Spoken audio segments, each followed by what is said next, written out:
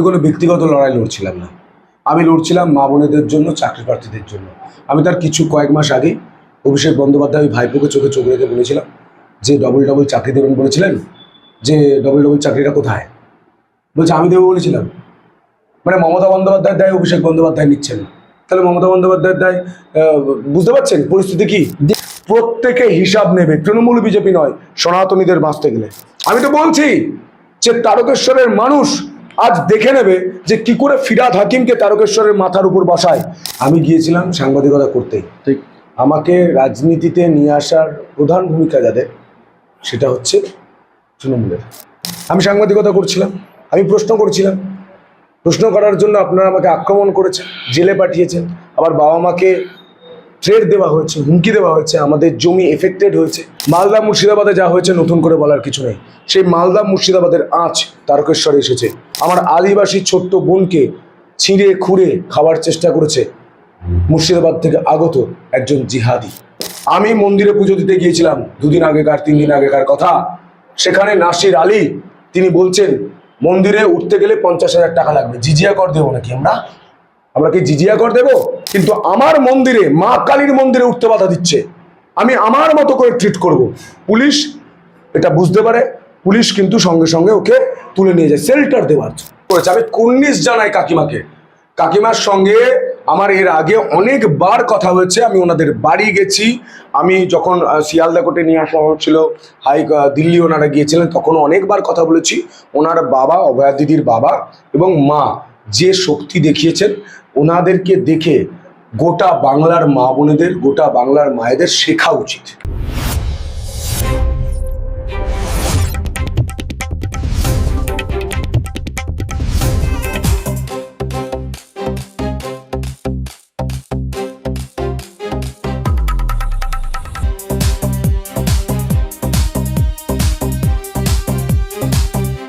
নমস্কার, আপনাদের সঙ্গে আমি রামকৃষ্ণ সিনহা, ডেমোক্রেটিক ইন্ডিয়ান্স। আর আমার সঙ্গে রয়েছে আমার খুব পরিচিত বিজেপির প্রার্থী তারকেশ্বর বিধানসভার সন্তু পাল। সন্তু সাংবাদিকতায় আসার পর সাংবাদিকতা থেকে রাজনীতিতে, বিজেপিতে এই মুহূর্তে বেশ কয়েকজন সাংবাদিক তারা সাংবাদিকতা ছেড়ে রাজনীতিতে এসছেন। তাদের প্রতিবাদের ভাষা ছিল দীর্ঘদিন, প্রতিবাদ তারা জানিয়েছিলেন। এই যে রাজনীতিতে চলে আসা, ডোর টু ডোর ক্যাম্পেনে যে পরিস্থিতি ছিল, সুস্থও ছিল, স্বাভাবিকও ছিল, ভিড় ছিল বেশি, এক। দ্বিতীয়ত বিষয় যে আমি রাজনীতি করব বলে এই কামারপুকুর থেকে কলকাতা যাইনি। আচ্ছা, আমি গিয়েছিলাম সাংবাদিকতা করতেই, ঠিক আমাকে রাজনীতিতে নিয়ে আসার প্রধান ভূমিকা যাদের, সেটা হচ্ছে তৃণমূলের। এত বড় কথা বলছি কেন? কারণ আমি সাংবাদিকতা করছিলাম, আমি প্রশ্ন করছিলাম, প্রশ্ন করার জন্য আপনারা আমাকে আক্রমণ করেছেন, জেলে পাঠিয়েছেন, আবার বাবা মাকে থ্রেট দেওয়া হয়েছে, হুমকি দেওয়া হয়েছে, আমাদের জমি এফেক্টেড হয়েছে, জমিতে জল ছেড়ে দিয়ে আলু নষ্ট করে দেওয়ার চেষ্টা করেছে। তো এই ঘটনাগুলোই আমায় ভাবিয়েছে যে বাংলায় যদি এই জঙ্গলরাজ চলে, আমি এই জায়গায় থেকে যদি আমার ফ্যামিলিকে এটা ফিল করতে হয়, এটা সামনাসামনি করতে হয়, আমাকে যদি করতে হয়, তাহলে বাংলার সাধারণ মানুষ যে সামনাসামনি 2021-এর পোস্টপোল ইলেকশনের পর যেটা হতে হয়েছে, সেটা আমি নিজের চোখে সাংবাদিকতা করতে গিয়ে আমি দেখেছি। আমি এটাই ভেবেছি, এটাই পরিবর্তন করতে হবে। ভোট হবে যাবে, রাজনীতি দল আসবে যাবে, কিন্তু এই বাংলা থাকতে হবে, এই ভারতবর্ষ থাকতে হবে, নাহলে কেউ থাকবো না। এই বাংলাটা ধীরে ধীরে বাংলাদেশের মতো পরিস্থিতি তৈরি হচ্ছে। আমি 1, 2, 3, 4 করে উদাহরণ দিচ্ছি, শুনে নিই। প্রথমত, মালদা মুর্শিদাবাদে যা হয়েছে নতুন করে বলার কিছু নেই। সেই মালদা মুর্শিদাবাদের আঁচ তারকেশ্বরে এসেছে। আমার আদিবাসী ছোট্ট বোনকে ছিঁড়ে খুঁড়ে খাওয়ার চেষ্টা করেছে মুর্শিদাবাদ থেকে আগত একজন জিহাদি, 1। 2, তারকেশ্বরের তারকনাথের ধামে পুজো দিতে এসে এবং তারকেশ্বরে ঘোরার সময় সাধু সন্তদের হামলার মুখে পড়তে হয়েছে তারকেশ্বরের তারকনাথের ধামের মতো জায়গায়। ভাবতে পারছেন কোন পরিস্থিতিতে বাস করছি? তেগড়িতে হয়েছে ঘটনা, এবং সেখানেও তৃণমূলের যোগ, তৃণমূলের পঞ্চায়েতের উপপ্রধান দাঁড়িয়ে থেকে এই ঘটনা ঘটিয়েছে।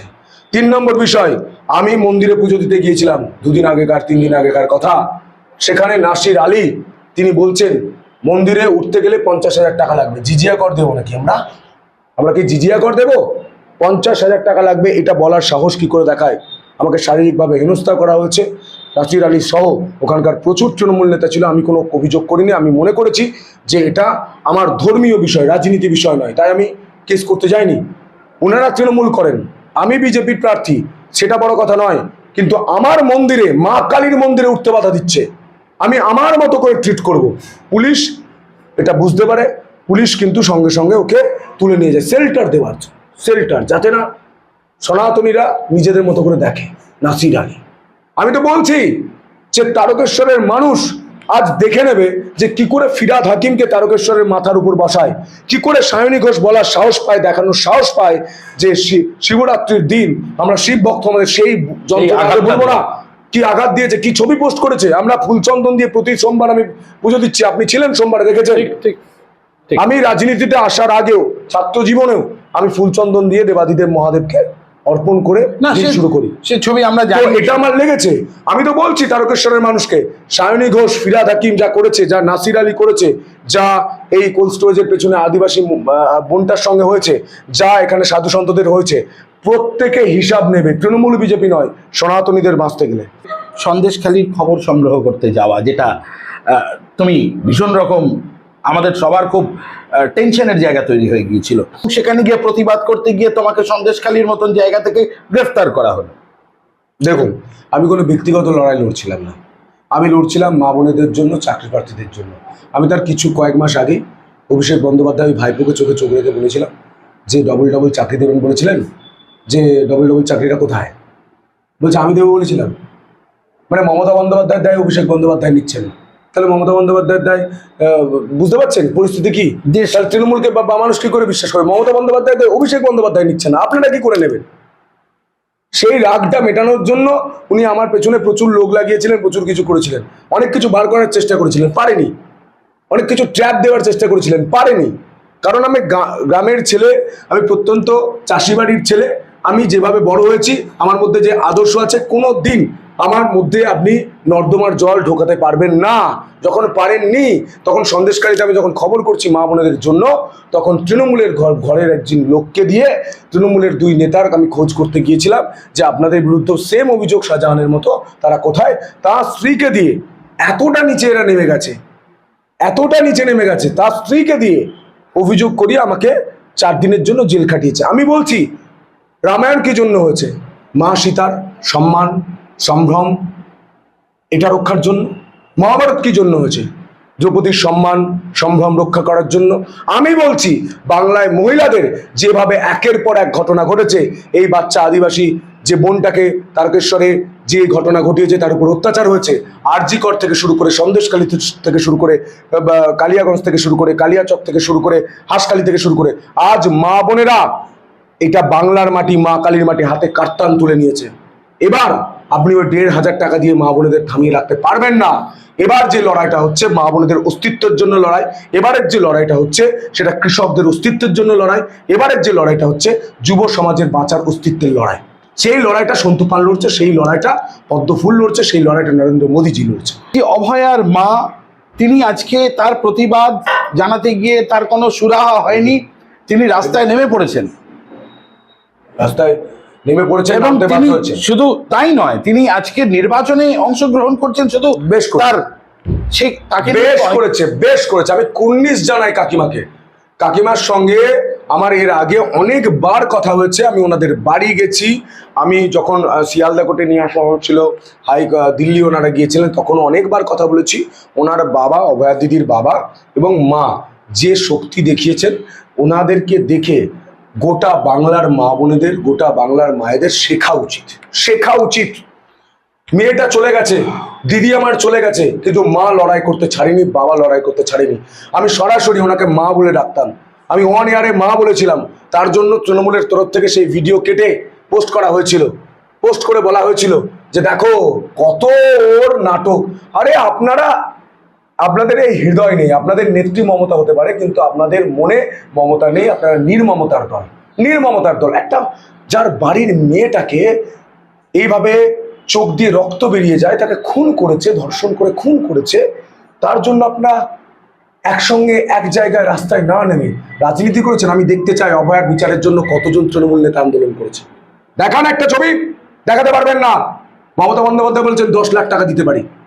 মমতা বন্দ্যোপাধ্যায়কে ওনার মা ঠিক জবাব দিয়েছেন, আমি 10 লাখ টাকা আপনাকে দিচ্ছি, আমার মেয়েকে ফিরিয়ে দিন। উনি বলেছেন যদি তৃণমূল ভুল করেও বাংলায় ফিরে আসে তাহলে প্রতিটা বাড়িতে অভয় হবে। আপনি বলুন মা, যারা দেখছেন, আপনারা কি চান বাংলায় বাড়িতে বাড়িতে অভয় হোক? যারা দেখছেন আমার প্রিয় দর্শক, আপনারা কি চান বাড়িতে বাড়িতে আমাদের মা বোনেদের এভাবে টেনে নিয়ে যাক? তারকেশ্বরে আদিবাসী বোনটা তুলসী তলায় জল দেওয়ার জন্য সন্ধ্যেবেলায় জল আনতে গিয়েছিল, তাকে যেভাবে টেনে নিয়ে গিয়ে মুর্শিদাবাদের ওই জেহাদিটা অত্যাচার করেছে, তার বদলা নেবেন না? নিন বদলা। অভয়ার বদলা নেবেন না? নিন বদলা। হাঁসকালির বোনটার জন্য বদলা নেবেন না? নিন বদলা। এবার বদলা নেবার সময় এসেছে, আজ না হলে আর কোনোদিন নয়। বাংলাটা এবার বাংলাদেশ হয়ে যাবে যদি তৃণমূল ফিরে আসে। এ তো গেল এত নির্মম ঘটনার ছবি, ঘটনার ইতিহাস, ঘটনার কথা। এবারে আবার একটু কৃষিতে ফিরি। তুমি কৃষক পরিবারের সন্তান, তুমি নিজে সেদিনকে বলছিলে যে তোমার বাবা কত টাকা ক্ষতি করেছেন এবারের আলু চাষে। এই যে এই অঞ্চলের কৃষি আর হিমঘরের যে সমস্যা, হিমঘর তো একটা বড় সমস্যা, কোল্ড স্টোরেজ একটা বড় সমস্যা, সেটা নিয়ে একটু কথা শুনি, একটু কথা বলো। শুনুন, মমতা বন্দ্যোপাধ্যায়, অভিষেক বন্দ্যোপাধ্যায়, এখানকার যে রাবণ তৃণমূলের প্রার্থী দাঁড়িয়েছে, বা সিঙ্গুরের ওই কৃষক নেতা যেসব বেচে দিয়েছে, তারা আজ পর্যন্ত এই বছর, আমি আগের ছেড়ে দিলাম, পরের ছেড়ে দিলাম, এই বছর আলু চাষের যে নির্মম ঘটনা ঘটেছে তা নিয়ে একটা কথা বলেছে, আপনি দেখিয়ে দিন। ঘুরে আলু চাষ নিয়ে ব্যবসায়ী সমিতির একজন ব্যবসাদার বলার কারণে গোঘাট থেকে হারা একটা মাল, যার মনে হুঁশ নেই, সে পর্যন্ত মারতে গিয়েছিল ওই গোঘাটের ওই আলু ব্যবসায়ীকে। ছবি ভাইরাল, দেখে নিন, একদম দেখে নিন। ওরা আলু চাষি বিরোধী, ওনারা কৃষক বিরোধী। আপনি বলুন আজকে আলু চাষ, আচ্ছা আলুর দাম নেই কেন? বর্ডারটা কেন বন্ধ করেছিলেন? হিসাব দিন মমতা বন্দ্যোপাধ্যায়, দিতে পারবেন না। আমি চেপে ধরেছি বলে, আমি কৃষক পরিবারের ছেলে, আমি সাংবাদিকতা করতাম, আমার একটা বেরিয়ার ছিল, আমি তার মধ্যে থেকে প্রতিবার আলু চাষ, ধান চাষে এসে বাড়িতে আমি তুলে ধরতাম কি যন্ত্রণা। আমার ফেসবুক লাইভ, আমার ছবি পোস্ট, আপনি দেখে নিন। দ্বিতীয় বিষয়, আমি যবে থেকে রাজনীতিতে যোগ দিয়েছি আমি পড়ে থেকেছি, কৃষকদের কষ্ট শুনেছি। বাঁশবাগানে আলু পচছে, আমি বলছি তো, তারকেশ্বরে যত বস্তা আলু পচেছে ঠিক তত ভোটে এই রাবণটাকে আমি হারাবো। গোটা বাংলা জুড়ে যত বস্তা আলু পচেছে ঠিক তত সংখ্যায়, মানে যত সংখ্যায় ওরা হারবে, যত ভোটে হারবে, যোগ করে দেখবেন এক হয়ে গেছে। কৃষকরা আজ তারা রাস্তায় নেমে গিয়েছে। কৃষকরা আজ কারণ নয়, যে দেবে আলুর দাম তাকে দেবে ভোট, যে দেবে আলুর দাম তাকে দেবে ভোট, যে দেবে আলুর দাম তাকে দেবে ভোট। কৃষক বিরোধী মমতা, বাংলা থেকে ভোট। এই মুহূর্তে দাঁড়িয়ে আপনি বিধায়ক যদি হন, যদি রামেন্দ্র সিং চোরাইকে, অমিত শাহ বলে দিয়েছেন যদি রাখবেন না, আপনি আগামী 100 দিনে আপনার কাজের কি কি পরিকল্পনা আছে? প্রথম পরিকল্পনা, কৃষকদের যা সর্বনাশ হয়েছে সেই আলু আমরা বাইরে পাঠাবো, গোটা দেশ জুড়ে পাঠাবো, দেশের বাইরে পাঠাবো, এবং সৌদি থেকে শুরু করে যেখানে যেখানে আলু পাঠানো সম্ভব করবো।